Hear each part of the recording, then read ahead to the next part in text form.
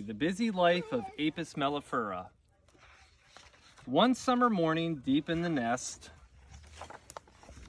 a brand new honeybee squirms, pushes, chews through the wax cap of her solitary cell and into a teeming, trembling flurry.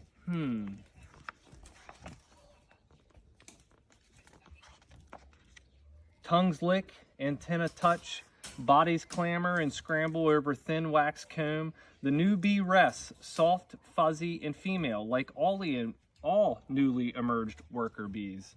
Her scientific name is Apis mellifera, or Apis for short. Crawling to a cell packed with sticky, rich pollen, Apis eats and eats and eats some more. Her wings dry, her color darkens to a warm yellow-orange. Her muscles grow strong, strong enough for flying. Not yet. Cleaning comes first.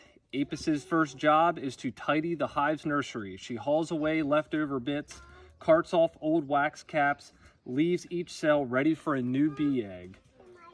When she turns 3 days old, special glands behind her face swell and expand. Soon she is ready for her next job, flying. There's one right there. Oh, she went back in. Not yet. Nursing. The grub-like larvae get all her attention. She checks them, inspects them, feeds them a milky sweet liquid made with those glands. On Apis's 8th day of life, she leaves the nursery for flying. Not yet. Queen tending. Long and graceful, the queen glides across the combs. 2,000 times a day, the queen stops to drop a single egg into a cell. Pearly white, half the size of a grain of rice, each will grow into a bee. The queen doesn't have time to take care of herself, so Apis and the others groom her with their forelegs, examine her with their tongue, feed her a drop of sweet brood food, worker mouth to queen mouth. As they do, they pick up the queen's scent with their antenna, legs, tongues. They pass this scent along to the rest of the nest, a message that the queen is healthy and safe. When Apis turns 12 days old, glands in her abdomen begin making flakes of white wax. It is time for her new job, flying. Not yet. Comb building. Using her wax, her sharp spoon-shaped jaws, and her legs, she shapes, molds, maneuvers to create cells. But Apis is not a builder for long. 3 days later, she starts flying. Not yet. Food handling. Apis stands on soft honeycomb, waiting. A forager bee approaches, dusted with pollen and smelling of sunshine and fresh air. She is loaded with nectar, food for the colony. Apis creeps toward her, furry heads bump, and the forager brings up the nectar into her open mouth. Sticking out her straw-like tongue, Apis sips up the nectar. She folds and unfolds, folds and unfolds, folds and unfolds her mouth. Until the nectar grows thicker, stickier, she stores the half-dried nectar in an empty cell. Over the next few days, it will ripen into honey. When Apis turns 18 days old, she is ready to start her life outside, flying. Not yet. Guarding against birds or bears and bees from other nests. Patrolling a tiny patch by the hive's entrance, Apis sniffs each incoming worker with her antenna. Friend or foe, 2 bees hover nearby. Apis bends her antenna toward them and tests the air. They do not smell like members of her colony. She stands on her hind legs. They do not act like colony members. Apis lets off an alarm scent to warn the others. Robber bees. They've come to steal honey from the nest. Apis flings herself at one of them. The 2 grab a hold of each other's legs. They curl their abdomens.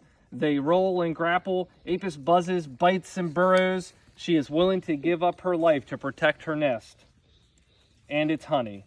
She bites harder, shaking her off. The robber flies away. At last, on the 25th day of her life, with the sun rising and the dew still drying, she leaps from the nest and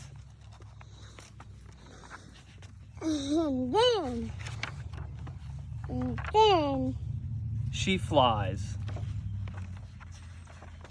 And then.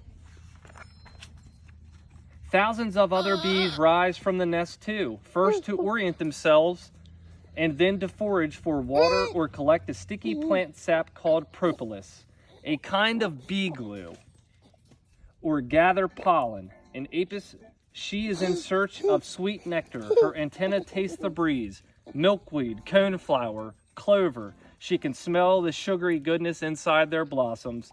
Apis follows the floral odor for miles, wings beating 200 times a second until she circles down, she alights on a blossom, she scrabbles over its petals, searching for nectar inside, poking her long tongue deep inside the flower. She sips and swallows and skips to the next flower. The sugary fluid does not go into her belly, it goes into a special sac called a honey stomach. This is how Apis will carry her nectar home. As she visits each flower, grains of pollen stick to her brushy body. They cling to her bristly legs. She carries this pollen from flower to flower, brushing it off, picking it up, pollinating the field. At last, her honey stomach weighs almost as much as she does. Then, wings working hard, she flies back to the hive, where she gives up her nectar to a food handler. Now will she rest? No, she will dance. Wagging her tail, Apis circles to the left, then to the right. She runs in a long straight line. Other bees gather around. They listen to the vibrations of her dance. Apis is giving directions. She is telling them nectar is sweet. She is asking them to go there, too. Soon a stream of bees head for her find. Apis makes 9 more trips that day, gathering, pollinating before the sun finally sets and she can rest. But she will go back tomorrow, and the day after that, and the day after that. She grows thinner and slower. She loses her hair. Her wings fray and tatter. Summertime bees do not live long. And Apis is now 35 days old. She has flown back and forth between nest and blossom, 500 miles in all.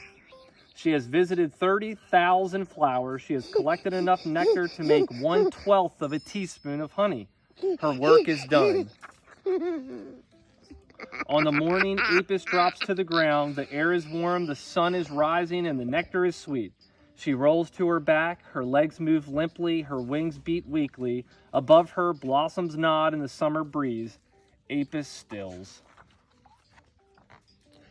And back in the nest, a brand new honeybee squirms, pushes, chews through the wax cap of her solitary cell and into a teeming, trembly flurry.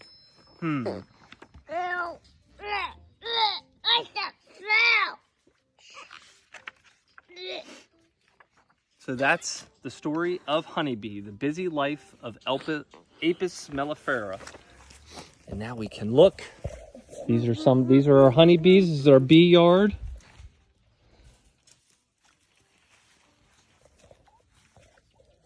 And those are our curious goats in the background.